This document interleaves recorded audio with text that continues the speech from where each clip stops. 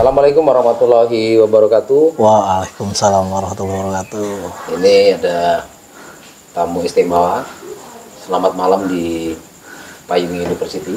Ya, selamat malam Mas Dharma. Ada Bung Semi Ikra Nugraha. Ikra Anggara, sorry. Direktur Sekolah Seni Tubaba. Kita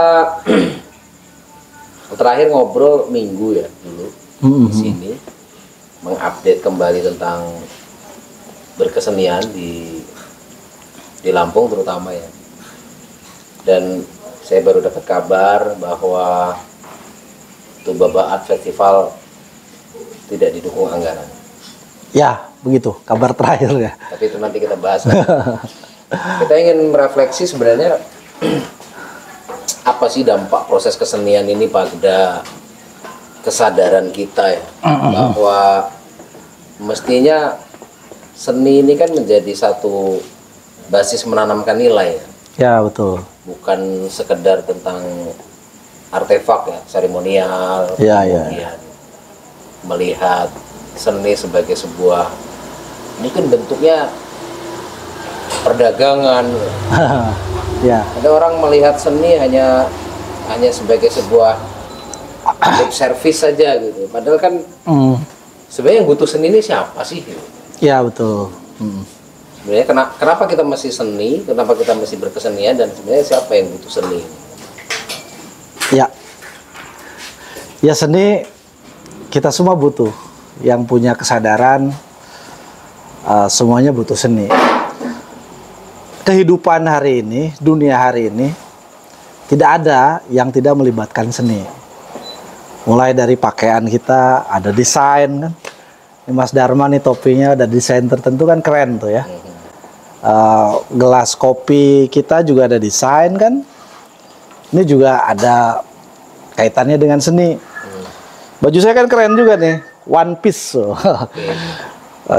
Ini juga desain. Ada desain di sini. Banyak orang takut tuh. Ya, selain tentu saja seni-seni yang ada di sini juga ya, ada sketsa dan segalanya. Tapi seni kemudian melekat pada seluruh aspek kehidupan kita gitu. Mulai dari rumah, baju yang kita pakai, seluruhnya gitu. Ya, tadi seni sebagai produk itu salah satu dampak. Itu tidak jelek, itu justru bagus. Sebagai komoditi, sebagai ekonomi kreatif, sebagai pertumbuhan ya, industri kreatif, tapi perlu didukung oleh infrastruktur. Dan kita tahu siapa yang punya kewajiban untuk itu.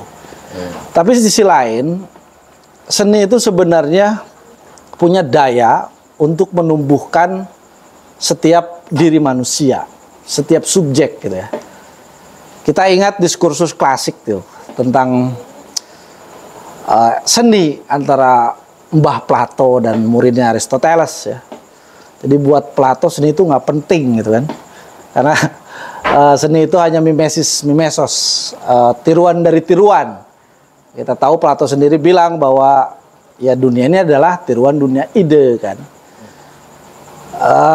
Tapi kan kata Aristoteles, ya nggak begitu kan, yang terpenting bukan bagaimana seni itu dibuat semirip objek tertentu kan, tapi justru sejauh mana keunikan perspektif si kreatornya, si senimannya. Nah, dari sini kita bisa melihat seni adalah pertumbuhan bagi manusia gitu, dan juga kita melihat manusia sebagai subjek yang utuh gitu. Ya, tentu di dalam perkembangan dunia modern, terutama di Barat sejak Renaissance gitu, seni menjadi besar karena aspek industri, dunia industri, arsirannya dengan kapitalisme segala macam, sehingga seni memiliki nilai kapital itu gitu. Tapi itu bukan satu-satunya. Dalam dunia kini, seni juga bisa menjadi alat untuk pemberdayaan, untuk empowering. Gerakan itu begitu besar di seluruh dunia. Dan itu juga kita lakukan di Tubaba sebenarnya. Seni sebagai pertumbuhan karakter, pembentukan karakter bagi warga Tubaba terutama untuk anak-anak. Sehingga kita berharap melalui seni tumbuh sifat-sifat empati, kerjasama, kerja keras gitu. Seni dalam dunia modern juga bukan persoalan hanya perasaan, tapi juga intelektualitas. Anda bayangkan gitu ya. Jadi kita bayangkan kalau sejak dini anak-anak itu kita kenalkan kepada seni, imajinasinya. Nah, itu dia. Justru untuk menumbuhkan imajinasi juga. Bangsa yang besar adalah bangsa yang imajinasinya besar. Kita ini bangsa yang nggak punya imajinasi, gitu. Makanya cara berpikirnya justru pendek tuh. Seni itu soal intelijensia, menumbuhkan intelijensia. Intelijensia itu adanya di mana? Di dalam seluruh diri kita, fakultas diri kita, bukan hanya perasaan, bukan hanya pikiran, tapi seluruhnya. Itu intelijensia, gitu. Dan bangsa yang besar adalah bangsa yang punya imajinasi, punya intelijensia. Dan tentu saja harus disokong oleh warga yang berkesadaran terhadap seni kebudayaan. Apa yang membedakan perspektif seni yang dijelaskan tadi dari sebelum kita menjadi Indonesia? Ya. Tentu kita sebagai berkebudayaan yang sangat tinggi, cita rasa tinggi, imajinasi nenek moyang kita tinggi. Lalu apa yang membedakan dengan sepertinya Indonesia hari ini sedang menjauh itu?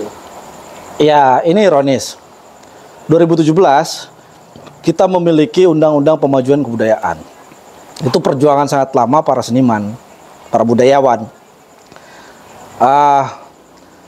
Di situ sangat jelas di mana hak dan kewajiban pemerintah, hak dan kewajiban seniman di mana. Jadi faktanya di banyak tempat, termasuk di daerah-daerah di Lampung, undang-undang itu seperti nggak berlaku. Padahal undang-undang itu kan ya untuk seluruh Indonesia ya. Nah ini problemnya gitu. Jadi dan mohon maaf, nenek moyang kita kan belum ada undang-undang itu. Betul, justru tapi imajinasinya ya. Ketika undang-undang ini disahkan gitu ya. Saya jadi berpikir gitu, kita ini sebagai bangsa Indonesia apa kita nggak malu gitu. Kita kan selalu mengklaim mencatut UNESCO gitu.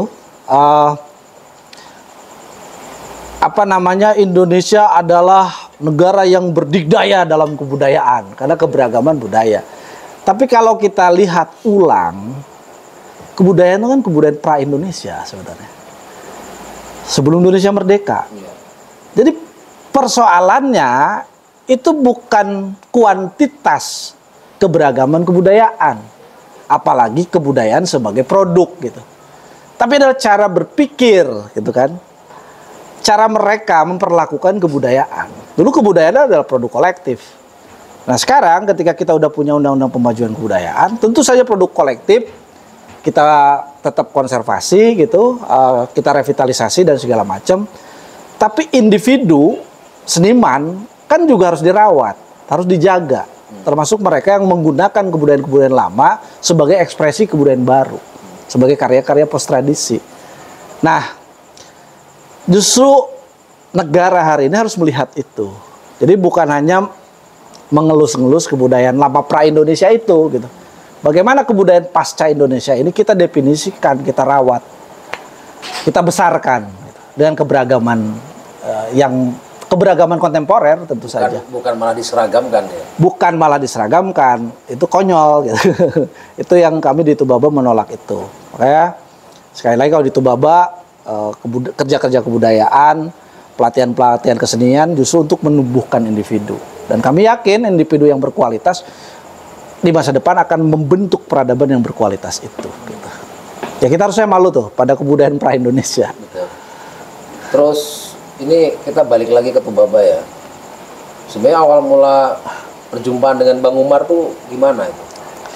Kenapa kemudian inisiatif Sekolah Seni Tubaba ini menjadi satu energi baru ya dalam kepemimpinan lokal? Iya. Ya meskipun hari ini berubah ya suasananya, tapi kita ingin melihat spirit berkesenian Tubaba yang sebenarnya sudah mencuri perhatian ya, bukan hanya di skala lokal. Iya, iya. Ya pertemuannya adalah pertemuan yang sangat casual seperti ini, pertemuan yang sangat demokratis gitu. kami sebagai sahabat bicara kira-kira bagaimana apa yang bisa berkontribusi untuk kota ini. Lalu saya berpikir waktu itu kita ciptakan gerakan kebudayaan dengan konteksnya tentu saja. Begitu banyak waktu itu persoalan di kota itu yang perlu kita atasi gitu. Saya ngambil satu porsi yaitu pendidikan kesenian untuk warga. Dan sampai hari ini kita konsisten lah, ini hampir 9 tahun. Ini sebenarnya hanya semacam pada mulanya adalah gerakan kecil, anak-anak Tubaba belajar kesenian, dikenalkan pada seniman-seniman. Kemudian pelan-pelan juga mereka pergi ke luar kota untuk berpameran, untuk pentas, tumbuh diapresiasi banyak orang. Kita tahu pada bagian akhir pelatihan itu biasanya ada festival, dan sekarang kan festivalnya udah skala internasional. Ya, jadi pada mulanya adalah pertemuan yang sangat santai. Beliau mendukung kerja untuk mencerdaskan warganya. Gitu. Simpelnya begitu, Mas. Dan sebenarnya tujuan utamanya bukan untuk mencetak jadi seniman ya, tapi menumbuhkan karakter. Ya, sama sekali bukan, Ya, untuk menciptakan jadi seniman, infrastrukturnya tentu saja nggak cukup. Infrastrukturnya kan untuk jadi seniman modern tuh ya harus seperti kota besar, dia harus ada museum, harus ada galeri, harus ada gedung teater yang proper gitu. Dan ya. Tubaba belum punya itu sebenarnya. Belum punya itu semua, jadi itu yang kenapa kita berangkat dari yang ada. Jadi gerakan kebudayaan kita ada gerakan kontekstual. Meskipun karena kita membuat satu skema atau metode pelatihan yang cukup intensif ya, laboratorium seni yang panjang, beberapa karya adik-adik itu kan juga bisa dipertanggungjawabkan secara artistik gitu ya. Jadi dampaknya dua, di satu sisi ada pertumbuhan karakter di si anak, di sisi lain juga mereka bisa membuktikan diri sebagai seniman yang berkualitas menurut saya. Gitu. Lalu proses selanjutnya kan ada di markas Uluan Nugi itu ya. Iya. Teritorinya kan kemudian pertarungannya di situ. Apa yang mendasari kemudian ini kan filosofi yang menarik. Awal kehidupan di Uluan Nugi tadi itu. Lalu kemudian kenapa juga diputuskan bahwa Sekolah Seni Tubaba akan memproduksi nilai-nilai di situ? Ya, itu kan ruang, kita sebutnya sebagai sampel gitu. Kita berangkat dari mitos lokal tentang orang-orang Nugik, orang-orang yang mengagungkan nilai-nilai kesetaraan, empati, pengaruh utamaan perempuan gitu. Yang nilai-nilai itu sekarang abai di dalam kehidupan modern. Kita bukan bermaksud kembali ke masa lalu tentu saja, tapi nilai-nilai ini yang justru kita harus pegang untuk kehidupan di masa depan. Inilah yang kita sebut sebagai pulang ke masa depan. Kita juga belajar lingkungan segala macam kan. Ya, ini pertarungan memang bagaimana Uluan Nugik dirawat, nilainya semakin besar dan berdampak pada masyarakat Tubaba atau masyarakat di luarnya gitu. Ya begitu. Waktu aku ngobrol sama Andi Rahmat itu kan dia bicara tentang dua hal kekuatan dari Tubaba. Satu budaya, dua adalah ekologi. Ya. Lalu bagaimana Sekolah Seni Tubaba mendorong dua ini terinternalisasi di karakter generasi Tubaba selanjutnya? Ya, kita lakukan semampu kita gitu ya. Anak-anak dari aspek-aspek kecil, Mas. Anak-anak kalau makan ya cuci piringnya sendiri. Setiap awal tahun sebelum kelas dimulai, sebelum belajar kesenian di hari pertama mereka belajar menanam pohon, menanam buah-buahan, menanam sayuran. Yang sayurannya itu nanti akan dipanen saat resital atau festival gitu. Ya, nilai-nilai itu yang kita internalisasikan ke adik-adik sebenarnya. Dan harapannya dari hal-hal kecil ini juga bisa berdampak luas dan bisa tertanam terus-menerus pada kehidupan mereka untuk selanjutnya dimanapun mereka akan tinggal. Apakah mereka akan tetap ke Tubaba atau pergi ke kota-kota yang jauh, yang penting nilai-nilai ketubabaan termasuk merawat alam ini ditanamkan dalam kehidupan sehari-hari. Bahkan meskipun mereka jadi diaspora pun mereka akan punya energi untuk Tubaba. Itu harapan kami. Ya. Jadi kalau ngobrol dengan Bang Umar itu kan imajinasinya liar juga ya. Ya. Bagaimana orang Lampung itu tidak punya tokoh baik. Lalu diciptakanlah Bunian. Oh ya, itu ini hantu baik. Hantu baik. Ya, buat tokoh baik hantu Kan baik. kalau ada orang jahat, maka ada istilah taun, cut bacut gitu. Ya, ya, Jadi, hantunya. Ya. orang Lampung itu sangat menghardik keburukan gitu. Ya, ya, ya, ya. Tapi ketika tidak ada hantu baik itu artinya memang kebaikan itu sudah terinternalisasi bagi orang Lampung gitu. Iya, iya. Apakah proses penciptaan cerita-cerita ini juga dipengaruhi oleh teman-teman sekolah seni Tubaba? Ya, tentu saja kita akan menurunkan gagasan Pak Umar ini ke berbagai karya ya. Ada yang ke novelet, ke karya sastra, ke seni rupa, dan yang terakhir yang sebenarnya cukup panjang kita garap bertahun-tahun itu ke dalam bentuk teater musikal. Nah, ini strateginya banyak. Di satu sisi nilai-nilai kebaikan yang seperti ingin disampaikan Pak Umar itu terintegrasi di dalam teks itu gitu ya, dan kita konkretkan ke dalam tindakan-tindakan, ke dalam acting, ke dalam karakter di dalam teater, dan pilihannya sangat disadari musikal, karena teater seperti inilah yang bisa diterima oleh warga sekitar, oleh publik, sehingga bisa ditangkap pesan-pesannya gitu. Itu yang kita lakukan. Jadi sebenarnya bentuk-bentuknya sangat modern atau bahkan kontemporer, dan kita kan jadi teater ini kayak oposisional dari teks-teks lama tentang hantu yang jahat-jahat itu gitu, dan ini juga mengindikasikan tentu saja ada nilai baru yang kita gabungkan melalui tokoh Bunian ini gitu. Jadi hantu baik Bunian ini sebenarnya sebagai apresiasi. Ya, kalau anak Tubaba berbuat baik, ya, dia sebagai apa? Bunian apa? Ya, sebagai Bunian. sebagai perlawanan pada hal-hal buruk, pada hal-hal yang sudah laten, yang sudah melekat di masyarakat kita gitu. Dan perlulah diciptakan bunian-bunian baru, dan akhirnya perlu diciptakan masyarakat baru. Proses mendengar kisah-kisah lokal ya. Saya lihat ada spirit yang lokal jadi lebih vokal. Oh. Ya kan ini? Iya, iya. Di dalam tubuh berkeseniannya, soal seni Tubaba pada akhirnya bercerita sesuatu yang sangat lokal. Iya. Tapi kemudian diangkat dan dia menjadi value-value yang selama ini tidak pernah digali di kabupaten lain. Saya kira kabupaten lain kan punya itu ya. Ya. Kabupaten lain di Lampung ini kalau memang dia mau membangun perspektif kebudayaannya, jangan-jangan juga lebih kaya daripada Tubaba. Jadi saya kira begitu.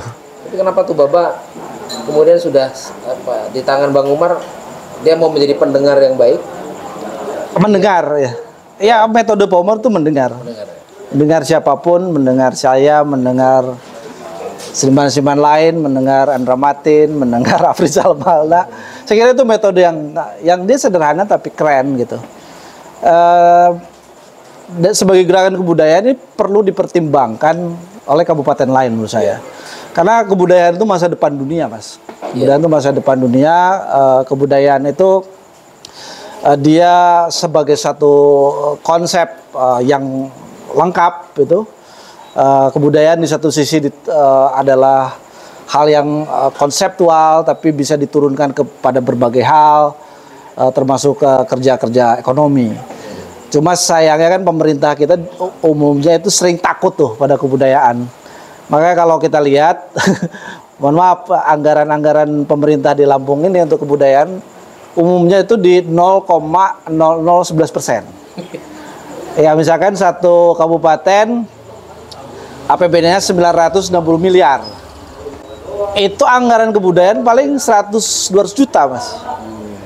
Dan dianggap tidak menguntungkan toh. Tapi menurut saya dampaknya akan sangat besar. Karena kebudayaan itu kan berbicara cara berpikir, berimajinasi, mengkonkretkan imajinasi itu, termasuk menurunkan pada tindakan-tindakan, pada produk-produk, termasuk ya produk yang bisa dipertukarkan juga secara kapital. Dan memang harus sabar. Tapi ketika pemimpin kita nggak sabaran gitu, cemas, malah takut kebudayaan, ya ini nggak akan menjadi inspirasi, nggak akan bisa nangkep nih. Dan kecenderungannya mereka hanya melihat itu sebagai dikesampingkan, anggap hanya sebagai seremonial. Mereka gagal menangkap makna dari perjalanan kepemimpinan yang pada akhirnya sebenarnya kita ingin melihat perubahan terbesar dalam sebuah kepemimpinan adalah pembangunan karakter manusia-manusia dalam kepemimpinannya. Kalau kepemimpinan selama 5 tahun tidak melahirkan manusia-manusia kreatif, manusia-manusia yang punya value, manusia yang bisa merebut makna, 5 tahun itu kan sebentar sekali kan ya. Ya, seremonial ini penyakit di Sumatera bagian selatan. Jadi ini suatu tindakan kejahatan sebenarnya menggunakan kesenian hanya sebagai seremonial. Jadi kebudayaannya disubordinasi, direndahkan serendah-rendahnya, sementara sosok tertentu dinaikkan. Nah, ini sebenarnya sama sekali tidak membantu kebudayaan. Malah posisi kebudayaan itu direndahkan betul. Itu sayang. Sikap-sikap seperti itulah yang harusnya mulai kita hindari. Dan saya yakin generasi baru itu sadar juga, bukan hanya kita. Konkretnya gini, kebudayaan yang dibangun Tumbaba kan tidak bicara umarisme. Sama sekali tidak. Bahkan gambar dia nggak ada. Nggak ada. Banner-banner nggak ada gambar diri kegiatan. Iya. Dia seperti ingin memberikan energi bahwa ini loh yang kita angkat bareng-bareng, kita semua harus mendukung ini. Iya. Dari istilah nemen, nedes, limo, itu kemudian menjadi tari ya kan. Iya. Kemudian bagaimana hal-hal festival-festival yang dikembangkan dari Tumbaba, festival ada tadinya apa tiup-tiup. Iya. Festival megalitikum. Bambu International Festival. Bambu International Festival dan sebagainya. Lalu ini tidak ditangkap oleh banyak tokoh di Lampung ini kan. Iya. Pernah dirayakan. Iya. Mereka salut dengan Tumbaba, tapi kemudian keresahannya tidak resonansinya tidak menyebar gitu loh ke banyak kalangan. Ya mungkin ditangkap oleh komunitas kecil kayak kami lah. Iya. Atau di teman-teman Bandar Lampung ada komunitas-komunitas, tapi secara birokrasi gitu. Mereka yang pegang anggaran, mereka yang hari ini memegang kekuasaan tidak punya kesadaran sesadar Umar Ahmad. Iya. Ya di beberapa tempat sebenarnya anggaran kebudayaan itu cukup besar. Tapi kan komponennya itu meskipun zaman efisiensi seperti sekarang, misalnya saya barusan ngecek sirup LKPP ya, informasi publik, ada satu kota di Provinsi Lampung ini anggaran kebudayaan itu 450 juta, tetapi itu untuk perjalanan dinasnya. Nah itu kan nggak cukup perjalanan dinas itu cukup bikin kegiatannya untuk ke Hong Kong atau ke Basel, ke Swiss, mungkin untuk studi banding melihat seni rupa kontemporer di luar sana gitu. Yang putaran uangnya ratusan miliar, ya nggak apa-apa juga kalau itu memang bisa terbukti gitu. Tapi sebenarnya kan Lampung ini butuh manusianya dulu yang dirawat, yang dimuliakan tuh manusianya dengan anggaran-anggaran itu. Dan seniman itu bukan pengemis, ya itu memang hak mereka. Budaya itu bukan pengemis. Satu bangsa itu kalau kita tahu semua, dia menjadi bangsa bukan karena bukan punya kawasan, bukan hanya punya tanah gitu, bukan hanya punya area, tetapi karena dia punya kebudayaan kan. Nah inilah yang sebenarnya penting kita memuliakan kebudayaan, manusia yang memuliakan kebudayaan, termasuk regenerasi kebudayaannya.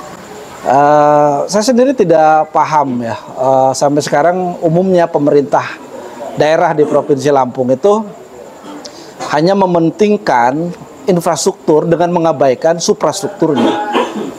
Itu pun saya lihat tidak sungguh-sungguh juga ya infrastruktur itu. Banyak yang jalan yang bolong. Dibangun, memang dibangun. Kalau ada protes, kalau masuk ya kalau viral dibangun terus rusak lagi. Kemudian juga ngebangun sekolah, tapi bocor nggak lama. Nah itu kan dulu tuh pernah ada kritik. Lampung ini mengabaikan infrastruktur. Kritik itu benar, tapi tidak sepenuhnya benar. Menurut saya Lampung ini mengabaikan infrastruktur dan suprastruktur, mengabaikan pembangunan fisik, tapi juga mengabaikan pembangunan mental. Itu yang parah. Dan saya kira perlu generasi baru yang mengubah ini. Generasi yang brengsek, yang seperti sekarang itu tidak akan mengubah apapun. Jadi harus punya kesadaran, gerakan anak muda ini harus berani mengubah kondisi yang ada. Jadi sistem yang ada nih harus dibubarkan.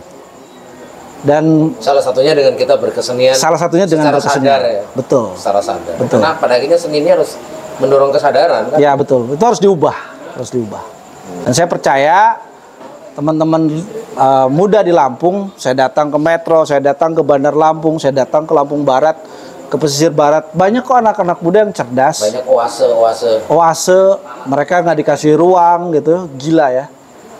Ya mereka bukan hanya nggak dikasih ruang, nggak dikasih uang juga. Itu gila ya. Ya orang sekarang kok kesenian, kok minta uang gitu. Ya itu memang hak kita kok. Saya ngopi aja bayar pajak. Saya beli baju bayar pajak. Saya ngerokok aja bayar pajak. Pajak rokok itu berapa persen gitu. Mungkin lebih dari 50% gitu. Tapi kembali nggak pada kerja-kerja kebudayaan. Di Jepang mas, teman saya residensi di Jepang tuh 2 tahun. Anda tahu nggak dia residensi itu dibiayai siapa? Dia residensi di Jepang 2 tahun dibiayai oleh hasil pajak dari dunia malam, dari bar, dari diskotik gitu ya, dari hiburan.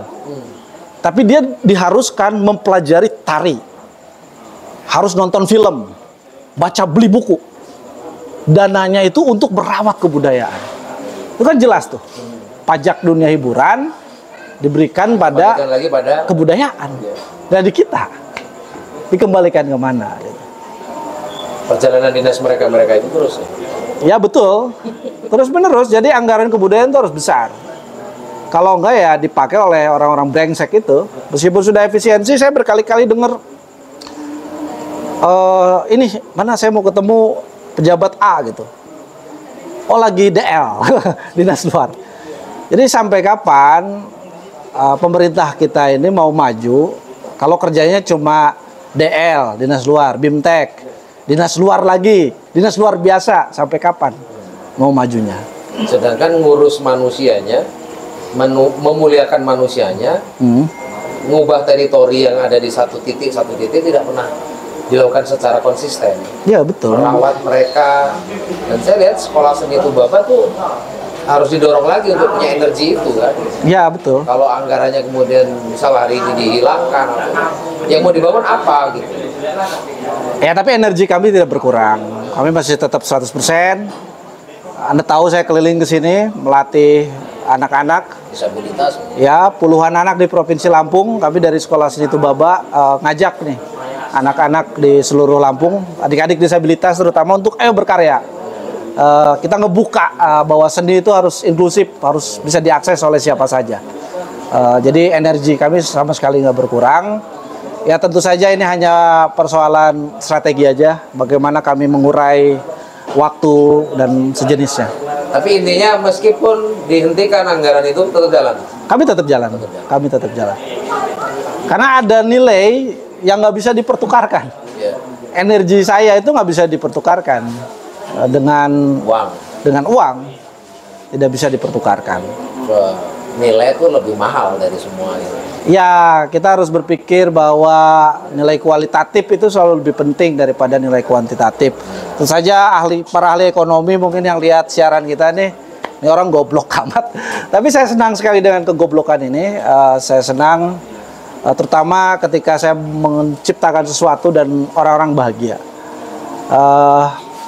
Di sekolah saya sebagai direktur Sekolah Seni Tubaba, saya tidak memiliki fee untuk tahun ini, tapi saya lihat anak-anak bahagia menciptakan karya, warga datang melihat karya, dan bagi saya itu nilai yang sangat luar biasa. Ini persis seperti seorang penyair berhasil menulis puisi. Saya dulu penyair juga mas, jadi Kalau nulis puisi berhasil, apalagi dimuat di koran dapat honor terus saja, itu bahagia. Tapi sebelum kita masuk koran dan dapat honor aja, bahagianya nggak bisa bertukarkan. Aku mengalami itu ya, nulis di opini. Ya, sama seperti itu. Kan nggak bisa. Nggak bisa di itu. Ya, Bukan uangnya sebenarnya, proses terbitnya. Iya, iya. Terakhir Ibu, Ya. kira-kira apa kolaborasi yang bisa kita kerjakan nanti di Tubaba Art Festival?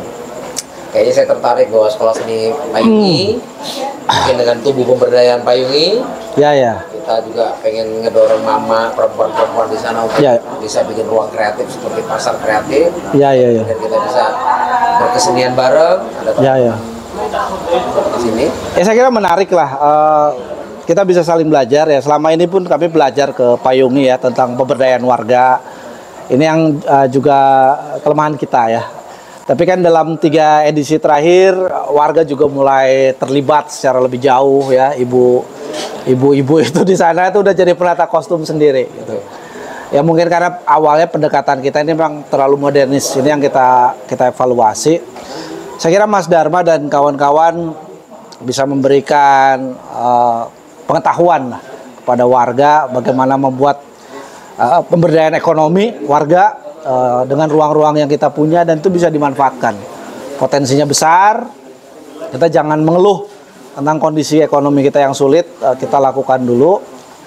Buat teman-teman Payungi, kita juga bisa memberikan pengetahuan banyak hal, termasuk pengetahuan seni kontemporer ya. Seni kontemporer, bagaimana kita mencipta karya seni, bagaimana membangun satu ekosistem seni yang bisa diterima oleh publik, yang dampaknya semakin besar dan semakin besar gitu. Saya kira banyak hal. Banyak hal. Ya. Nanti bisa kita diskusikan lagi dengan teman sekolah seni Tubaba dan sekolah seni Payungi. Ya. Terus kami secara sekolah desa mungkin bisa ngedorong bagaimana dengan tidak hadirnya pemerintah itu malah mereka jadi lebih sadar bahwa ini akan diperjuangkan mereka sendiri. Ya, ya. Kadang di tengah lapangan ini kita sulit membangun kesadaran perempuan-perempuan ini kalau yang datang pertama langsung dinas. Oh iya, iya. Jembatannya pragmatisme. Iya, iya, iya. Tapi kalau saya datang itu sebagai antar komunitas, kita coba bangun dorong kesadaran bahwa ini loh yang mesti dikerjakan. Seperti kalau kami ada metodologi Pancadaya nih di belakang ini kan. Itu kita mencoba untuk menarik siapa nih champion sebenarnya di situ yang bisa mendampingi menggerakkan orang-orang ini. Dari kerja-kerja pengetahuan yang tidak sekali 2 kali ya. Sampai kemudian mereka punya 2 hal. Satu imajinasi dan 2 empati. Ya, betul. Ya, empati itu. Ya, imajinasi ini sebenarnya kaitannya dengan inisiatif kan. Ya, betul. Kedua tentang bagaimana empati ini membuat mereka tuh mencintai tempat itu terus tumbuh. Karena yang tumbuh bukan hanya material harusnya, mental mereka, bahkan spiritual mereka. Ya. Oke, terima kasih banyak teman-teman. Kita akhiri dengan salam Payungi. Oh ya, salam Payungi. Salam Tubaba begitu. Salam Tubaba.